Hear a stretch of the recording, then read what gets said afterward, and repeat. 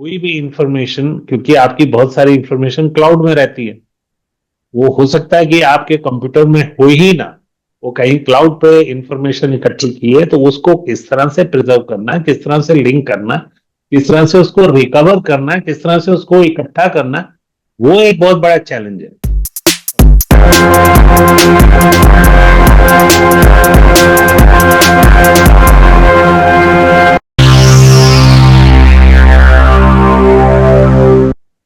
नमस्कार, रायसीना रिपोर्ट्स में आपका एक बार फिर स्वागत है। मेरा नाम है राजेश आहूजा और मेरे साथ जुड़े हुए हैं नवनीत राजन वासन, रिटायर्ड आईपीएस अधिकारी।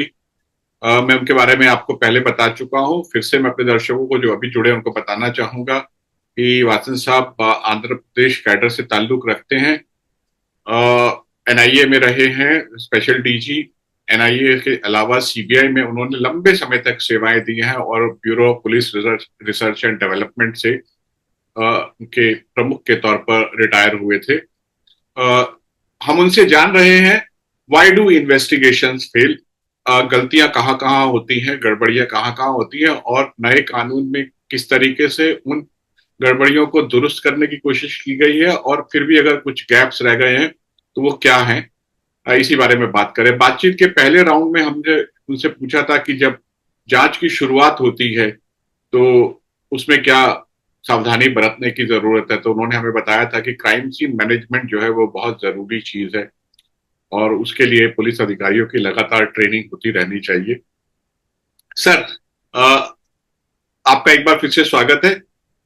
हम क्राइम सीन मैनेजमेंट और वहां से साक्ष्य जुटाने की बात हो रही थी, लेकिन अब बात आती है उनके जो साक्ष्य आपने जुटाए हैं और खासतौर पर आज के जमाने में जब आपके डिजिटल एविडेंस जो हैं वो बहुत ज्यादा हो गए हैं, उनके एनालिसिस की क्या हमारे पास संसाधन हैं, पर्याप्त संसाधन हैं इन इन एविडेंस को एनालाइज करने के? देखिए, आपने बहुत पता की बात की है कि एविडेंस तो इकट्ठा हो गया। मान लीजिए आपने बहुत सही तरीके से एविडेंस को इकट्ठा कर लिया, उसके बाद में आपका चैलेंज होता है कि एविडेंस को एनालिसिस करके उसमें से निष्कर्ष निकालना और फिर अदालत को कन्विंस करना कि ये एविडेंस अक्यूज्ड के क्राइम को प्रूव करता है।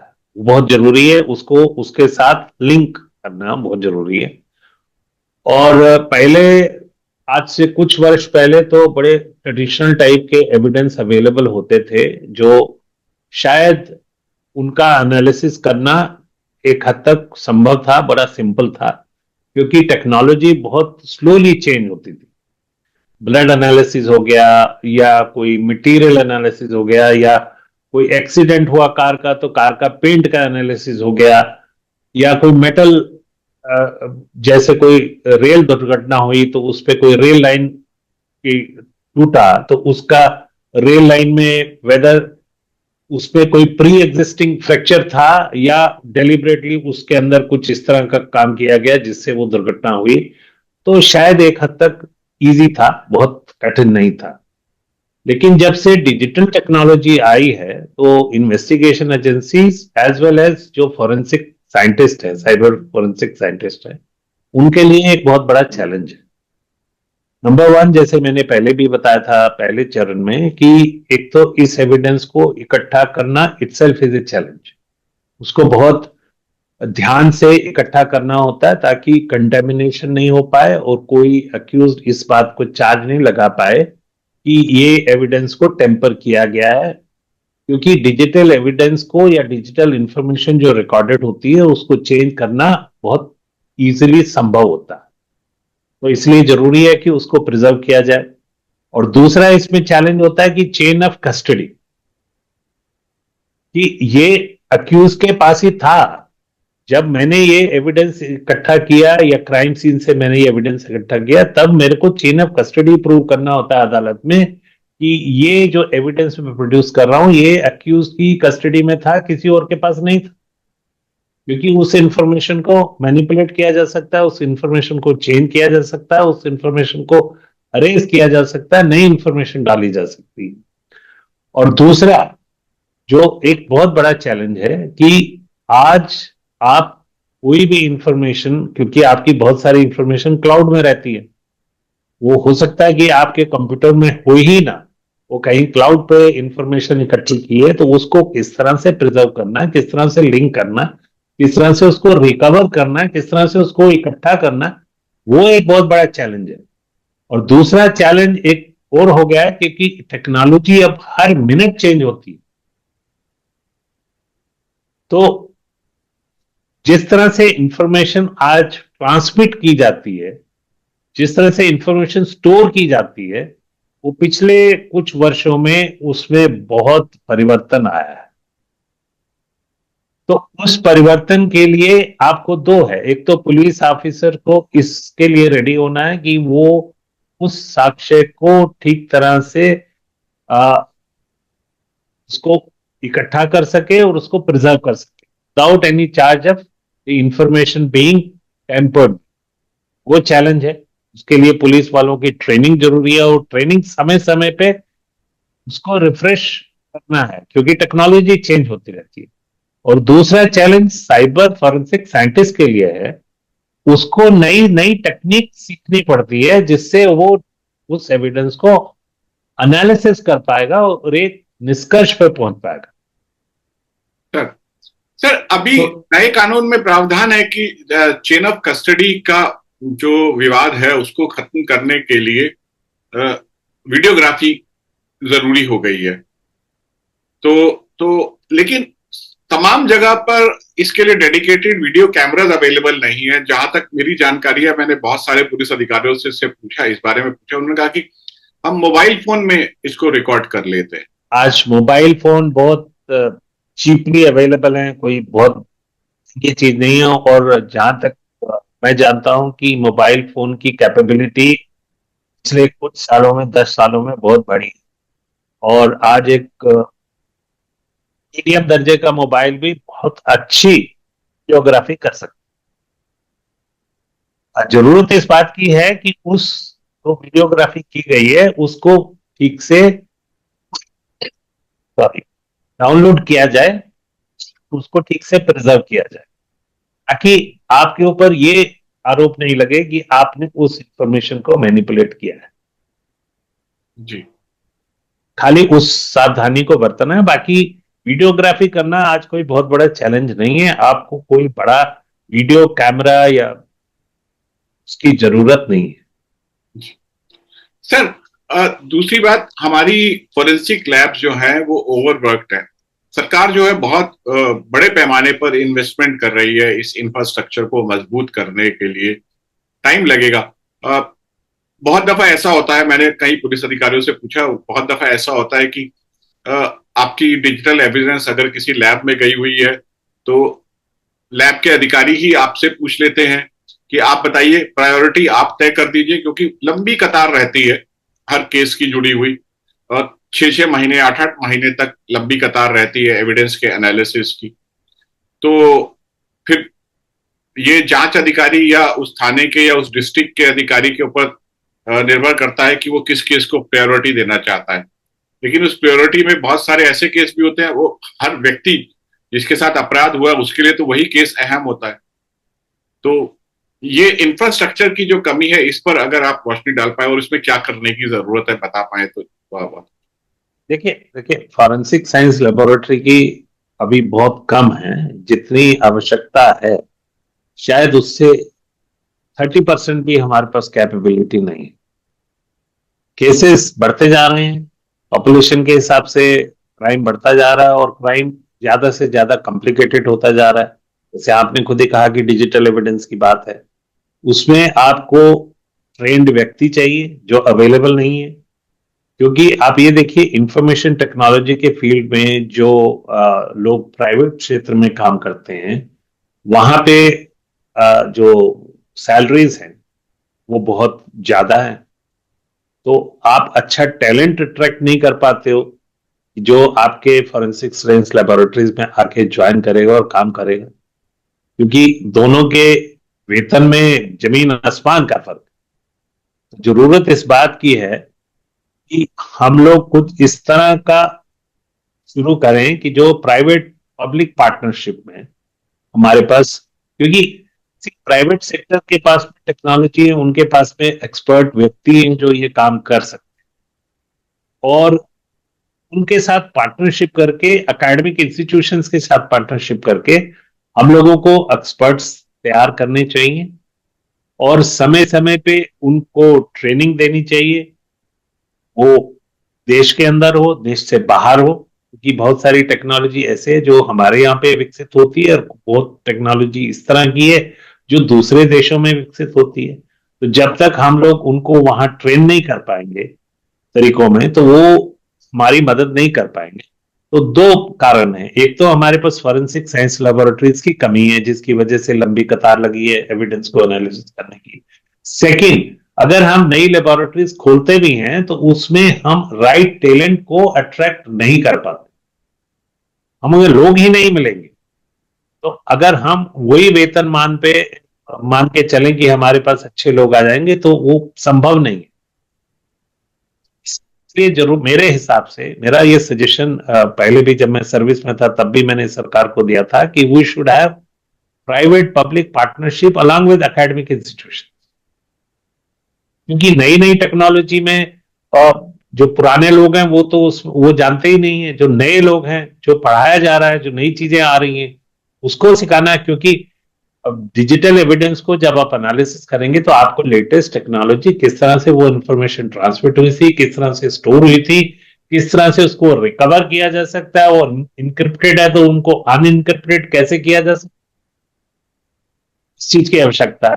और एक और जो बहुत महत्वपूर्ण पहलू है जिसपे जो हमें शायद ध्यान नहीं जाता है, वो ये है कि डिजिटल एविडेंस में, क्योंकि डिजिटल एविडेंस मैंने शुरू में ही कहा कि आज क्लाउड में है, तो वो क्लाउड का सर्वर जो मेरी इंफॉर्मेशन है वो देश में है या देश से बाहर है।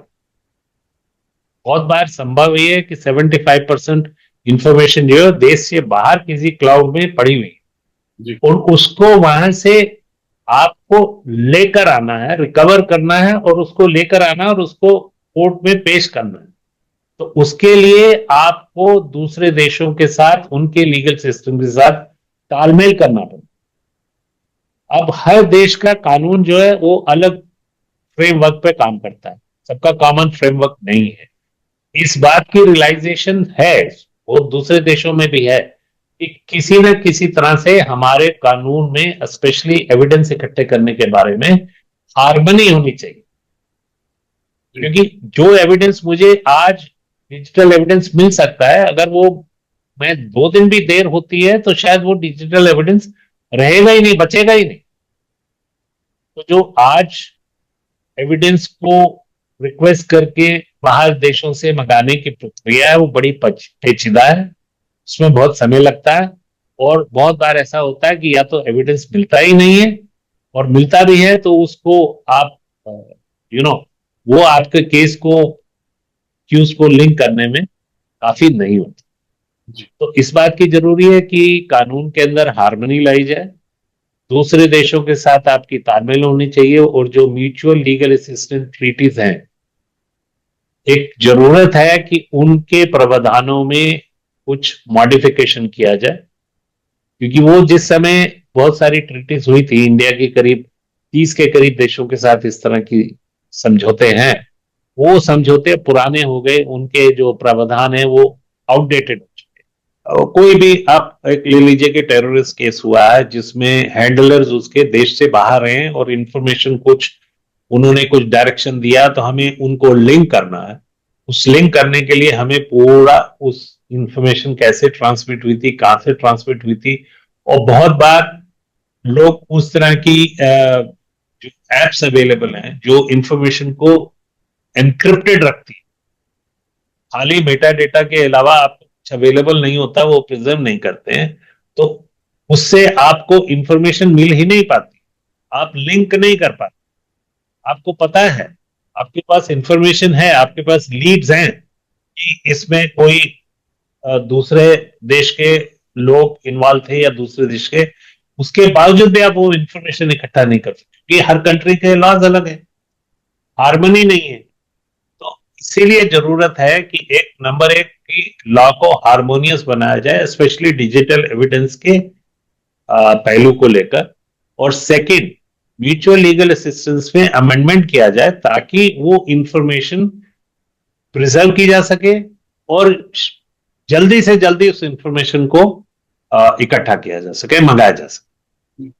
और सर तीसरा एक और पहलू है, जी सर, एक और पहलू है, सॉरी, जी कि वो जो एविडेंस वहां से इकट्ठा होता है उसके लिए वीडियो कॉन्फ्रेंसिंग के जरिए वहां के जो लोग जिन्होंने एविडेंस इकट्ठा किया, आफ्टर ऑल किसी दूसरे देश को रिक्वेस्ट करेंगे तो उस देश की पुलिस या उस देश की लॉ एनफोर्समेंट एजेंसी वो एविडेंस इकट्ठा करके आपको भेजेगी।